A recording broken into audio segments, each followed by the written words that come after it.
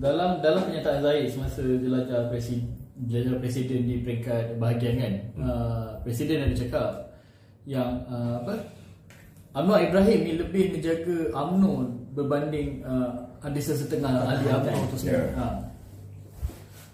Saya rasa Dato' Seri Zahid cuba nak memberi gambaran bahawa keikhlasan Dato' Seri Anwar bersama dengan kita ni, sehingga kan ada kala-kala bila mana contohnya lah bila presiden dihentam kiri kanan depan belakang,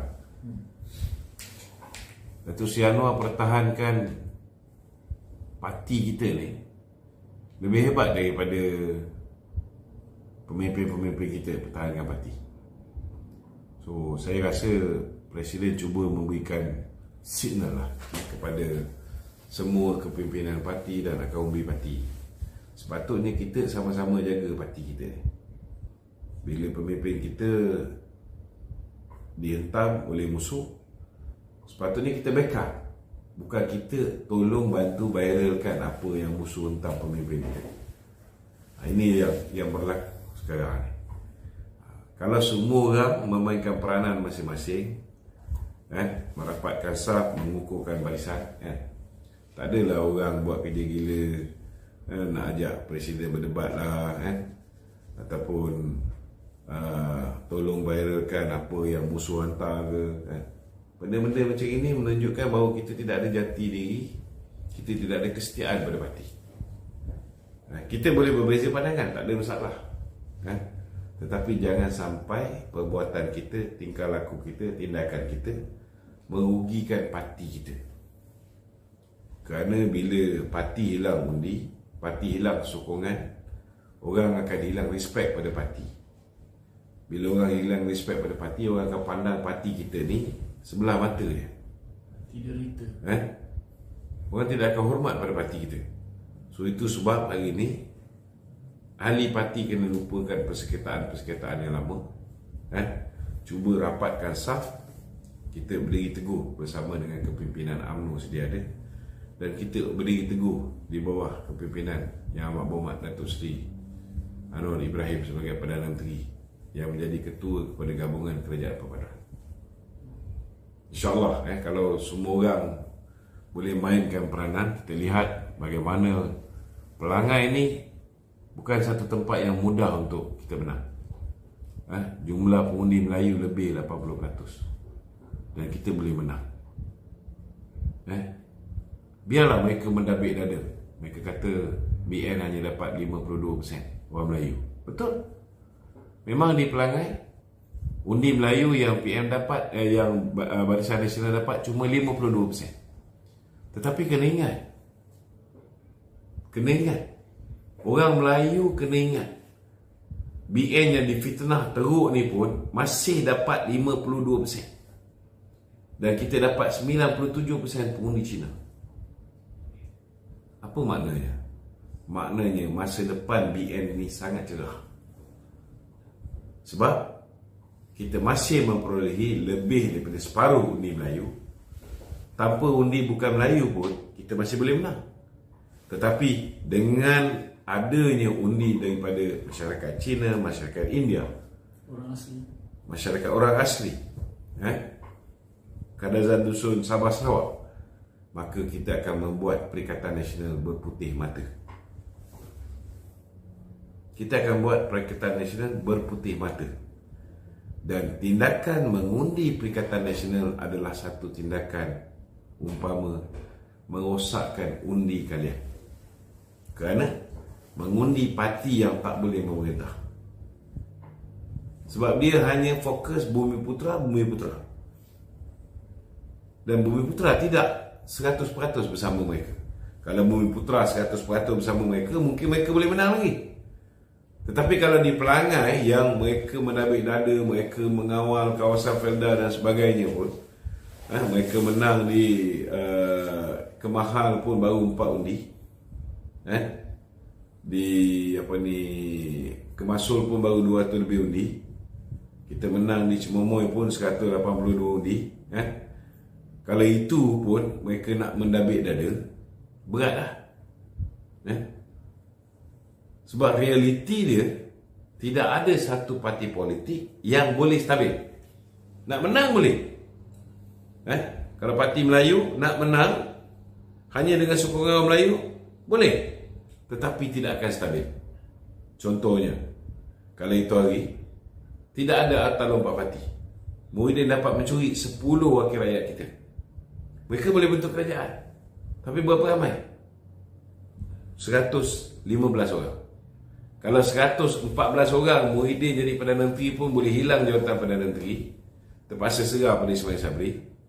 Ismail Sabri pun menjadi Perdana Menteri pun tak kuat, tak stabil, disebabkan hanya ada 114. Jadi kalau tambah lagi 115, di mana datang kestabilan tu?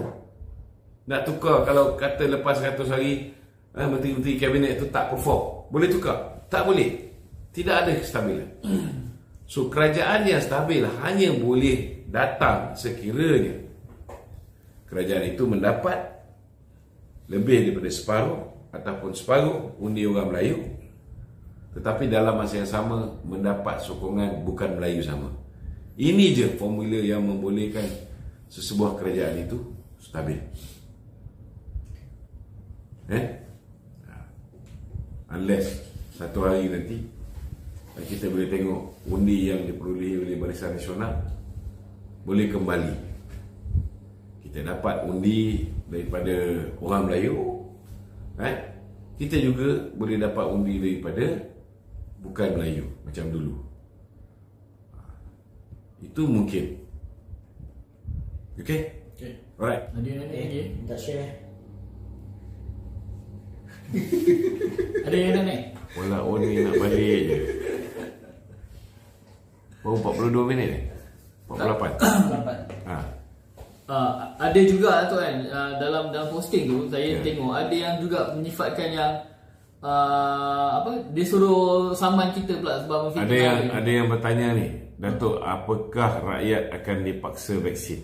Korang tak baca soalan ni? Banyak ni soalan-soalan ni. Soalan dalam TikTok. Soalan dalam TikTok. Saya nak beritahu, saya yakin kerajaan Datuk Seri Anwar Ibrahim ni tidak akan buat seperti mana yang dibuat oleh kerajaan terdahulu. Kalau kerajaan terdahulu ni, tuan-tuan kena faham, ada di antara mereka tu vaksin dah berlebihan pun dia tambah lagi. Sebab dia ada manfaat ke atas pembelian vaksin tu. Tetapi saya tak nampaklah kerajaan di bawah pentadbiran Datuk Seri Anwar yang hari ini cukup menekankan soal penjimatan. Contohnya macam baru ni bila senarai orang yang patut mengiringi rombongan ke US, itu pun banyak dipotong. Apatah lagi benda-benda yang berkaitan dengan soal vaksin ni, tuan-tuan. Malah kita telah meminta supaya satu kertas putih dibentangkan dan siasatan dibuat dengan sehabis baik bagi memastikan mereka yang mengambil kesempatan melalui proses pembelian ataupun pembekalan vaksin-vaksin ini dapat disiasat dan mereka yang bertanggungjawab dapat dihadapkan ke muka pengadilan. So saya tak nampak di bawah kerajaan Datuk Seri Anwar ni dia akan paksa orang untuk ambil vaksin, insyaAllah. Tugas dan tanggungjawab kerajaan ialah pastikan bekalan vaksin ada kalau rakyat nak ambil. Tetapi vaksin tidak sepatutnya dipaksa ke atas rakyat Malaysia. Cukuplah apa yang KJ buat dulu, Muhyiddin buat dulu. Kita harap benda ni tak akan berlaku. Okey, zaman Ismail Sabri pun beliau telah melonggarkan. Tidak ada paksaan zaman Datuk Seri Ismail Sabri. Dan kita harap zaman PMX pun tidak ada paksaan, insyaAllah. Okey? Ada lagi? Ada tu? Tak ada. Tak ada soalan. Tu apa pandangan tu kalau kerajaan bernas nak selaraskan harga jualan beras import Dia kita nak selaraskan tak boleh. Sebab beras import ni dia ada banyak kategori. Dia ada banyak grade. Kalau beras import 5% hancur, saya rasa apa yang kerajaan buat tu dah lebih kurang macam selaras juga.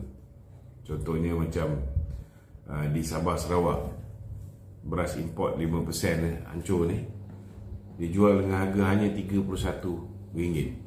Tetapi kos yang terpaksa dibelanjakan oleh kerajaan